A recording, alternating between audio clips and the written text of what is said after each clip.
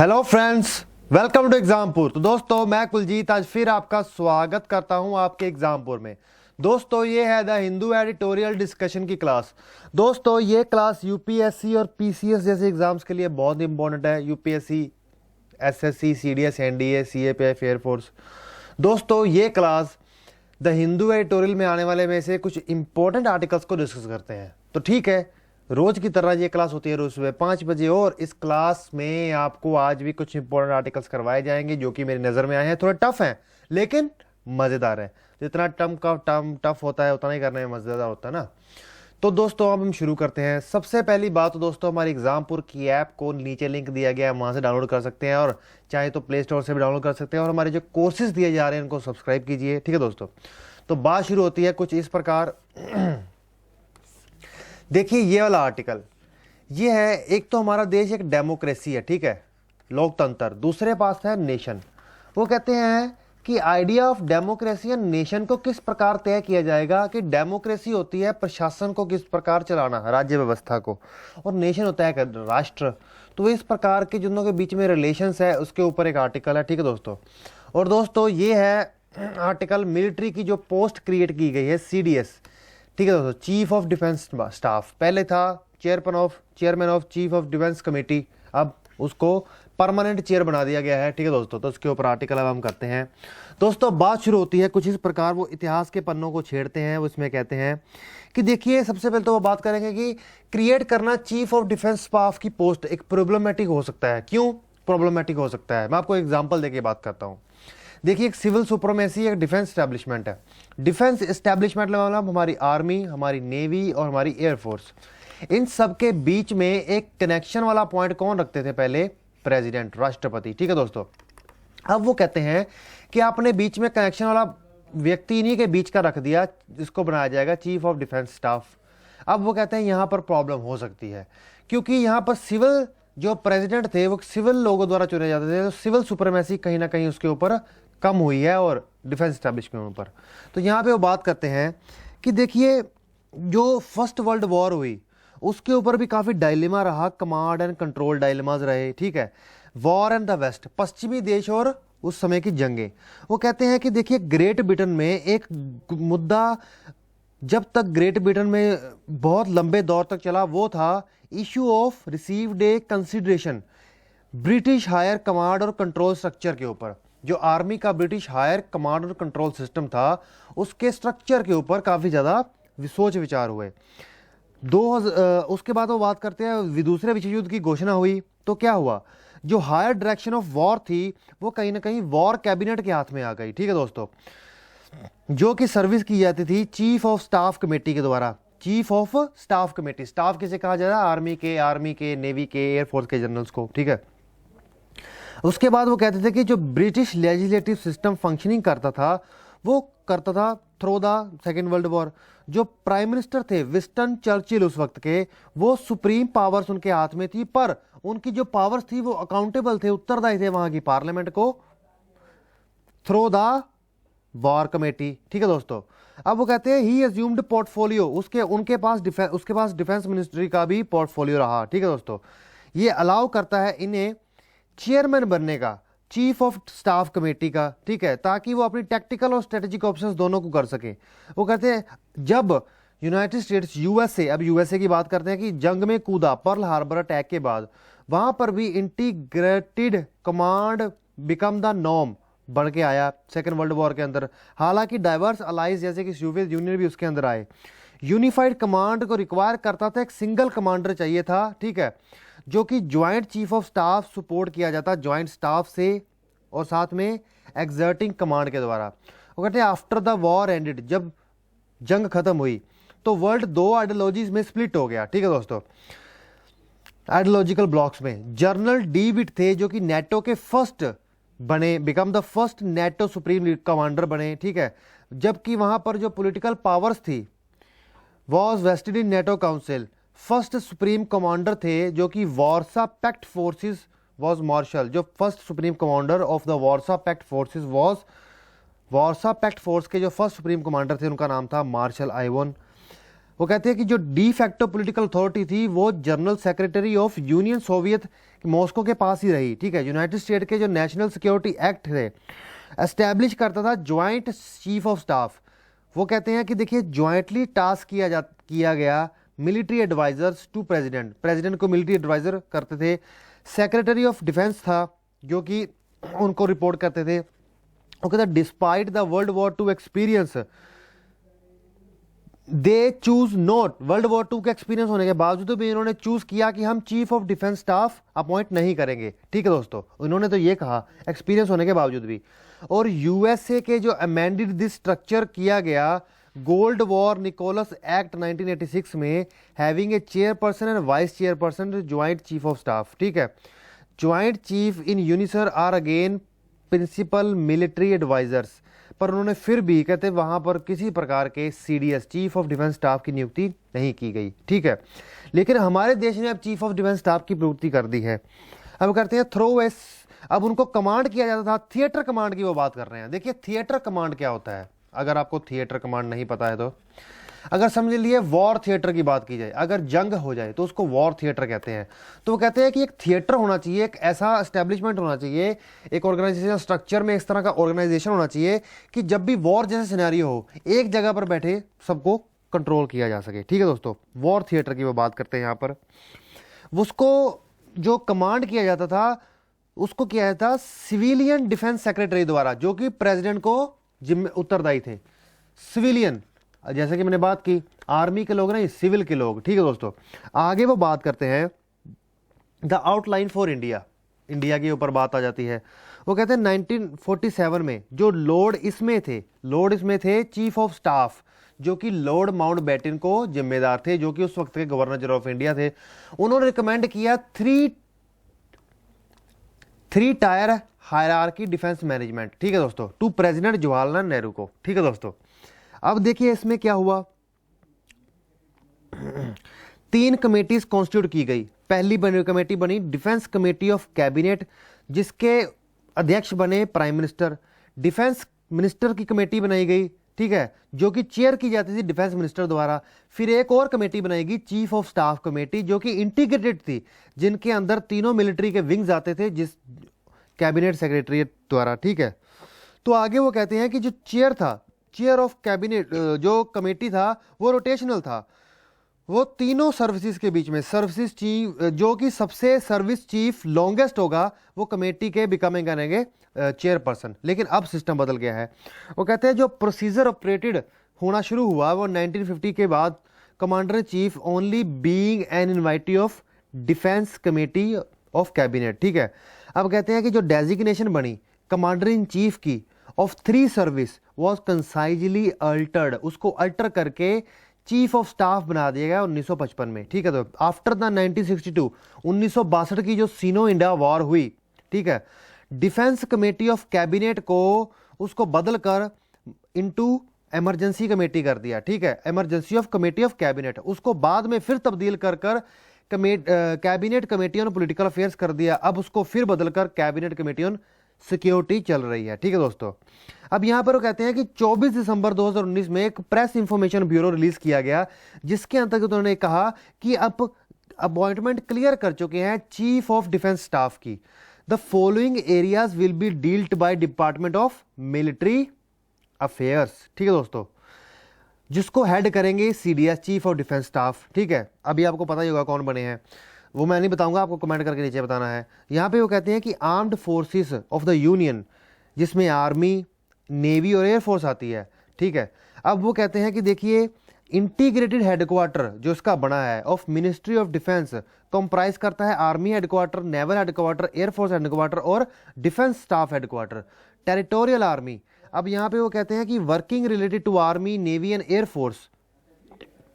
Procedure, जो procurement की बात करते हैं, इसमें अब सब जगह एक जगह पर स्ट्रक्चर्ड हो गई हैं चीज़ें, अब ऑर्गेनाइज्ड हो गया। आपको पता होगा कि अब ये एयर डिफेंस कमांड भी क्रिएट करने की बात शुरू हो चुकी है। एयर डिफेंस कमांड क्या है, जिसके अंतर्गत सरफेस टू एयर मिसाइल्स को तैनात किया जाएगा, सरफेस टू एयर मिसाइल, ठीक है। अब कह ही रहे हैं कि शहर के बड़े मुख्य शहरों पर 3 प्रकार के, एक तो आयरन डोम लिया जा रहा है इजराइल से, वो दूसरा एक S-400 लिया जा रहा है, एक इंडिया का ही सिस्टम है, कहते हैं वो भी होगा। अब यहाँ पे कहते हैं सबऑर्डिनेशन, वो कहते हैं हेयर इन लाइज एक कॉन्ट्राडिक्शन और डिजाइन फ्लॉ आके जाते हैं। कॉन्ट्राडिक्शन और डिजाइन फ्लॉ, वो कहते हैं कि जो सेक्रेटरी इन चार्ज होंगे डिपार्टमेंट ऑफ मिलिट्री अफेयर्स के, वो क्या सुपरिटेंडेंस होगी उनकी over Indian army, Indian navy और इंडियन एयरफोर्स के ऊपर। वो कहते हैं कि there would be an implied subordination of the 3 service chiefs, किसके अंतर्गत, CDS। ठीक है दोस्तों। अब वो कहते हैं कि जो सेक्रेटरी ऑफ DMA होंगे, जो CDS is task with facilitating the restructure of military commands. अब उनके हाथ में ये पावर है, फैसिलिटेट करेंगे रिस्ट्रक्चरिंग ऑफ मिलिट्री कमांड्स को, दोबारा रिस्ट्रक्चर करेंगे। ब्रिंगिंग अबाउट ज्वाइंटनेस, ज्वाइंटनेस होगी ऑपरेशंस के अंतर्गत, चाहे आर्मी हो, ठीक है, थ्रू द एस्टेब्लिशमेंट ज्वाइंट और थिएटर कमांड्स। थिएटर कमांड में फॉर एग्जांपल एक कमांड तैयार कर दी गई, एक जगह पर बैठ के कमांड दी जाएगी एयरफोर्स, नेवी और आर्मी को, तो इस प्रकार का कुछ काम होगा। जो CDS होंगे एज अ परमानेंट चेयरमैन होंगे joint staff of joint chief of staff committee के। ठीक है दोस्तों। तो कहते हैं कि वुड आउटरैंक 3 सर्विसेज चीफ, जिनके पास ऑलरेडी 4 स्टार हो गए, क्योंकि जितने भी 3 चीफ होंगे उनके पास भी तो 3 स्टार ही 4 स्टार ही होंगे ना, जो हायर रैंकिंग के स्टार्स होते हैं, जो हमारे कॉलर्स पर लगते हैं, अपने शोल्डर्स पर लगते हैं। वो कहते हैं with the creation of DMA, जो डिपार्टमेंट ऑफ मिलिट्री के क्रिएशन होगा, on the most issues reporting करेगा structure, the reporting structure of 3 services होगा डिफेंस मिनिस्टर को, now will be through the CDS के होगा। If not immediately it would become norm for over time, अगर immediately नहीं हुआ तो कुछ टाइम के लिए ये होगा।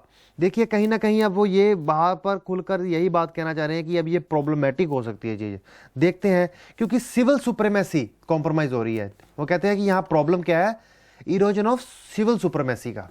पहले प्रेसिडेंट की कमांड थी, ठीक है, अब CDS बैठ चुके हैं, जो कि तीनों में से एक अध्यक्ष होंगे, ठीक है, जो कि इस वक्त आर्मी के नए अध्यक्ष को बनाया गया है, तो परमानेंट हो गए। तो यहाँ डिफेंस एस्टेब्लिशमेंट के ऊपर देखिए पाकिस्तान में ये प्रॉब्लम रही, आर्मी का कंट्रोल कहीं ना कहीं, आर्मी का कंट्रोल कहीं ना कहीं किसके ऊपर रहा है, सिविल अथॉरिटी के ऊपर। इसी कारण से वहां के राष्ट्रपति वगैरह खुल के काम नहीं कर पाते। ठीक है दोस्तों, तो हम चलते हैं हमारे नेक्स्ट पर।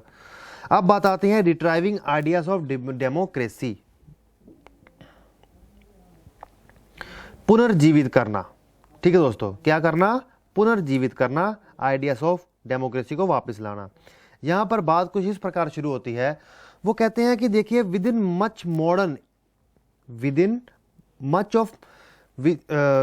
ऑफ मॉडर्न इंडिया थॉट, जो मॉडर्न इंडिया थॉट आ रहा है, जो आइडिया ऑफ इंडिया की बात कर रहे हैं as a nation, implied the assumptions आती हैं, जिसमें वो कहते हैं कि India realising itself, constituting itself as a nation will necessary do as democracy. अगर वो नेशन की बात करते हैं तो डेमोक्रेसी के रास्ते पर होकर ही ये चीज होनी चाहिए।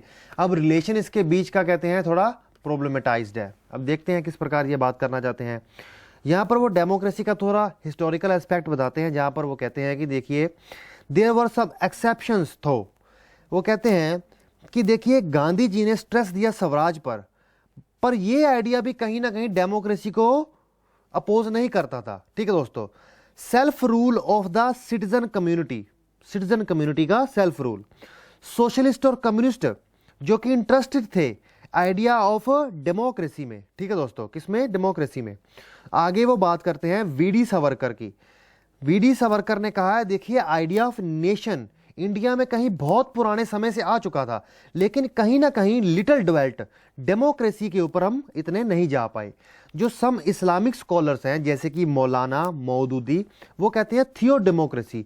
थियो डेमोक्रेसी में वो कहते हैं बिलीवर्स के जो कॉमन अफेयर्स हैं उसके ऊपर वो बात करते हैं, सेल्फ रूल की। ठीक है दोस्तों, यहां पर कुल मिलाकर वो कह रहे हैं कि देखिए there were those who thought through the lens of cast.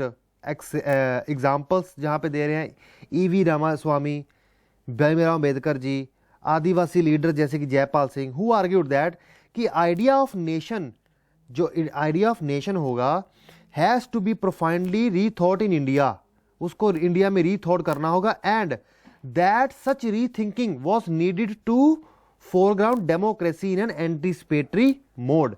Anticipatory mode में डेमोक्रेसी को फोरग्राउंड करने के लिए, ठीक है दोस्तों, अग्रभूमि करने के लिए।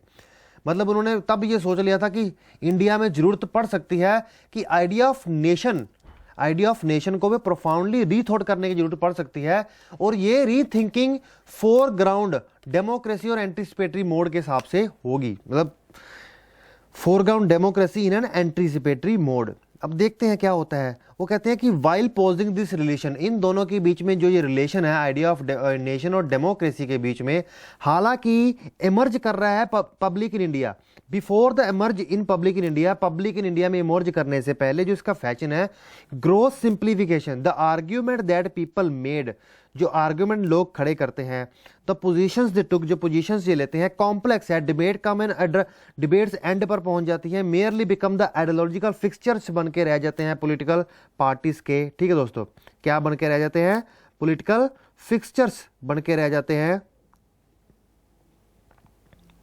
पॉलिटिकल पार्टीज के, ठीक है। वो कहते हैं once India embraced constitutional democracy, once India embraced मतलब जब इंडिया ने गले लगा लिया कॉन्स्टिट्यूशनल डेमोक्रेसी को और हेल्प किया पीरियोडिक इलेक्शंस को, उस वक्त जब हमारे देश में सोशल डाइवर्सिटी थी, बहुत सारी इनइक्वालिटीज थी, उस वक्त हमें डेमोक्रेसी को गले लगा लिया और पीरियोडिक इलेक्शंस में यूनिवर्सल अडल्ट फ्रेंचाइजी, मतलब एक उम्र के बाद देश का हर व्यक्ति उसके अंदर भाग ले सकता है। इंटरेस्टिंगली वो कहते हैं सर्टन मेजर्स, कुछ ऐसे मेजर जिसके अंतर्गत current government has embraced in the name of constitution, जो उन्होंने इस वक्त स्टेप्स उठाए कर आज की गवर्नमेंट ने, जहां पे वो बात कर रहे हैं कहीं ना कहीं 370 के ऊपर या फिर सीए और एनआरसी के ऊपर ये बात करेंगे आगे जाकर, ठीक है। वो कहते हैं कि ट्रेजेक्ट्री ऑफ डेमोक्रेसी की वो बात करते हैं कि कहते हैं कि यहाँ पे बहुत सारे कॉम्प्लेक्स क्वेश्चंस हैं जिनको एक्सप्लोर किए जाने की जरूरत हुई जब देश आज़ाद हुआ और उस वक्त खास करके जब पार्टीशन हुई। पहला क्वेश्चन तो ये था कि if India is a nation, अगर इंडिया एक नेशन होगा, अगर राष्ट्र होगा, किस प्रकार का नेशन होगा। अगर इंडिया डेमोक्रेसी होगा तो उसकी जो पॉलिटिकल एसोसिएशन किस प्रकार की होगी, ठीक है दोस्तों, डेमोक्रेसी किस प्रकार की होगी। तो यहां पर ये क्वेश्चन उस वक्त उठे। वो कहते हैं अगर शॉर्ट में इन चीजों के ऊपर बात की जाए तो यहां पर वो कहते हैं कि देखिए उस वक्त के एन अमेजिंग कॉन्स्टिट्यूशनल आर्किटेक्चर उस वक्त ने पुट इन प्लेस, उस वक्त जो आइडियाज को पुट इन प्लेस किया और जो सेटिंग किया उन्होंने, बी विल्डरिंग उस वक्त की, जैसा कि मैंने बताया, हक्के बक्के कर देने वाली उस वक्त की स्थिति, जैसे कि सोशल डाइवर्सिटी बहुत थी, इनक्वालिटीज बहुत थी, उस वक्त भी हम पीरियोडिक इलेक्शन और यूनिवर्सल एडल्ट फ्रेंचाइजी के उधर कूदे। उस वक्त के जो एलाइट्स थे, एलाइट्स मतलब उस वक्त के जो हमारे देश का शासन काल चलाने वाले लोग थे, ठीक है, उन्होंने कहा कि देखिए ऑपरेशनलाइज करना चाहिए कॉन्स्टिट्यूशनल डेमोक्रेसी को और पीरियोडिक फ्रेंचाइजी को, सम डाइवर्सिटी को भी वहां पे प्रेस देना चाहिए, और खास करके जिनके पास एडवांटेज नहीं है, जो निम्न वर्ग के लोग हैं, जो कहीं ना दबे कुचले लोग हैं, उनको प्रेफरेंशियल फेवर्स भी देने की जरूरत है। कुछ इसी प्रकार से कॉन्स्टिट्यूशनल डेमोक्रेसी आगे जाएगी, ठीक है। वो कहते हैं कि सम वर अवेयर ऑफ, कुछ अवेयर थे कॉम्प्लेक्स कॉन्स्टिट्यूशनल और इंस्टीट्यूशनलशिप से, जो कहीं ना कहीं से आगे बढ़ रही थी। अब आगे वो बात करते हैं इसके ऊपर कि देखिए जो द्वंद्व है, जो व्यू इसका बना हुआ है, जो एक तरह के इंस्टीट्यूशंस हमारे कॉन्स्टिट्यूशन ने क्रिएट किए, डेमोक्रेसी, पीरियोडिक इलेक्शंस, और इलाइट ने यह भी सोचा कि जब फ्यूचर ऑफ इंडिया इस चीज पर निर्भर करता है कि जो ऑपरेशनलाइज करना, जो चलाना, संचालित करना, जो कोर्स वैसे ही एक्शन के आधार पर सेट कर दिया गया, ठीक है, set course of action rather than rethinking on it's foundation. मतलब कि उस वक्त के जो एलाइट्स थे उन्होंने सोचा कि देखिए जिस प्रकार का कोर्स, जिस प्रकार के स्ट्रक्चर उस वक्त तैयार हो गया, उसकी फाउंडेशन को ऊपर दोबारा सोचने से बेहतर है कि इसको हम एक बार एक्शन पर ले आए। द कोर्स ऑफ एक्शन, जो चलते चलते एक्शन स्टेप्स लेते गए, India took come to a theorised by the likes of Rajni Kothari, जिसने ये आर्ग्यू किया कि देखिए democracy is alive and kicking by accommodating diversity. Democracy आज भी है, लेकिन उसको और ज्यादा फायदा हो सकता है अगर हम डाइवर्सिटी को अकोमोडेट करें पॉलिसी मेकिंग प्रोसेस में। वो तो है ही, party system, distinct type of party का सिस्टम होना चाहिए, one party that he termed one party domain की उन्होंने बात की, ठीक है। जो कंपैरेटिविस्ट हैं जिनका नाम था अतुल कोहली, उन्होंने आर्ग्यू किया कि देखिए इंडिया ये प्रदर्शित करता है कि एक डेलिकेट बैलेंस बनाकर रखा है उनके बीच, फोर्सेस ऑफ सेंट्रलाइजेशन और डिसेंट्रलाइजेशन के बीच। काफी टफ सा आर्टिकल है, थोड़ा कंफ्यूज मत हो जाइएगा, मेरे को भी समझने में थोड़ी दिक्कत लगी थी, ठीक है। Without fully excluding the weaker groups, मतलब कि जो गरीब वर्ग के लोग हैं उनको एक्सक्लूड नहीं करना चाहिए, इंक्लूड करना चाहिए, कुछ इस प्रकार के सिस्टम की जरूरत है। ओके, फिर आगे वो बात करते हैं अ notion of a nation, nation की धारणा के ऊपर बात करते हैं। देखिए यहाँ पर डेमोक्रेसी की बात आई तो सीधी सी बात यह है कि डेमोक्रेसी में किसी भी वर्ग के, धर्म के, जात के लोग हो, उनको वोट से लेकर पॉलिसी से लेकर हर चीज के अंदर लेके आने की वो बात करते हैं, ठीक है। अब कहते हैं नोशन ऑफ नेशन, यहाँ पे कहते हैं कि जो राइज हुआ है रूलिंग पार्टी का, ठीक है, जो रूलिंग पार्टी आई है उन्होंने एक पर्टिकुलर धारणा खड़ी हैगी है पॉलिटिकल नेशन के अराउंड, पॉलिटिकल एजेंडे के द्वारा, जिस पॉलिटिकल एजेंडे के द्वारा इन्होंने कहीं ना कहीं बीजेपी को कह रहे हैं यहाँ पे। अब देखते हैं किस प्रकार इन्होंने कहा है कि देखिए जो कॉन्स्टिट्यूशनल डेमोक्रेसी थी to bear the letters of law and periodic election to merely subvert a majority in house। अब थोड़ी बात को किस प्रकार समझाएं, थोड़ा आगे बढ़ाना। देखिए वो बात करते हैं, देखिए अब थोड़ा यहाँ पे मुश्किल हो सकता है, कुछ लोगों की भावनाएं मना भड़के। देखिए इन्होंने जो आर्टिकल लिखा है, कोई क्या करते हैं ये ऐसे ही आर्टिकल लिखते हैं, लेकिन हमें तो सीखना है। इनका नाम है वैलेरियन। देखिए इन्होंने क्या बात कहा है, पेज ले लें एक, चलो ऐसे ही कर देते हैं। देखिए यहाँ पे इन्होंने बात की है कि देखिए रूलिंग पार्टी इस वक्त आई है, ठीक है दोस्तों, रूलिंग पार्टी ने क्या किया है, एक पर्टिकुलर तरह की, वो कहते हैं कि एक पॉलिटिकल एजेंडे के साथ एक नेशन की एक धारणा खड़ी की है, जिसके अंतर्गत कहते हैं कि जो कॉन्स्टिट्यूशनल डेमोक्रेसी है, क्या है, जो कॉन्स्टिट्यूशनल डेमोक्रेसी है, इलेक्शन है, उसका कहीं ना कहीं रास्ता बदल दिया है। वो कहते हैं कि एक कन्फाइंड, सीमित होकर रह गई है कॉन्स्टिट्यूशनल डेमोक्रेसी एक लॉ और पीरियोडिक इलेक्शंस के बीच में, जो केवल और केवल सबवर्व हो चुकी है, सब आगे बढ़ी जा रही है मेजॉरिटी इन दी हाउस द्वारा, ठीक है दोस्तों। यहाँ पे वो बात कर रहे हैं, देखिए कि भारतीय जनता पार्टी ने जो सिटीजनशिप अमेंडमेंट एक्ट लेके आए, जो एनआरसी लेके आ रहे हैं, ठीक है, यहाँ पे वो बात कर रहे हैं कहीं ना कहीं यहाँ पे वो कहते हैं तय किया जाएगा। सेवरल कमेंटेटर्स ने तो ये कहा है कि सीएई ये क्वेश्चन खड़ा करती है हमारे फाउंडेशन ऑफ सिटीजनशिप के अंदर, जिसमें वो कहते हैं कि रोल, प्लेस और मेजॉरिटी इन पॉलिटिकल डेमोक्रेसी, जिसके अंदर माइनॉरिटी राइट्स और रीऑर्डर किया जाएगा और यह तय किया जाएगा कि धारणा नेशन की किस प्रकार की होगी।